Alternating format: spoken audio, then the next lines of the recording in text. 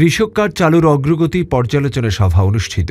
মাননীয় প্রধানমন্ত্রী তারেক রহমানের সভাপতিত্বে কৃষক কার্ড চালুর লক্ষ্যে গঠিত কমিটির কার্যক্রমের সর্বশেষ অগ্রগতি পর্যালোচনা সভা অনুষ্ঠিত হয়েছে।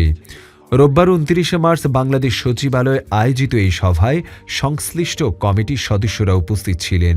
সভায় কৃষক কার্ড কার্যক্রম বাস্তবায়নের বিভিন্ন দিক, অগ্রগতি ও ভবিষ্যৎ পরিকল্পনা নিয়ে বিস্তারিত আলোচনা করা হয়।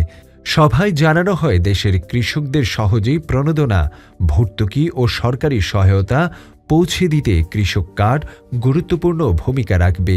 এ উদ্যোগের মাধ্যমে কৃষক খাতে স্বচ্ছতা ও সেবার মান আরও বৃদ্ধি পাবে বলে আশা প্রকাশ করা হয়। সভাপতির বক্তব্যে প্রধানমন্ত্রী তারেক রহমান দ্রুত সময়ের মধ্যে কার্যক্রম সম্পূর্ণ করে কৃষক কার্ড চালুর জন্য সংশ্লিষ্টদের প্রয়োজনীয় নির্দেশনা প্রদান করেন।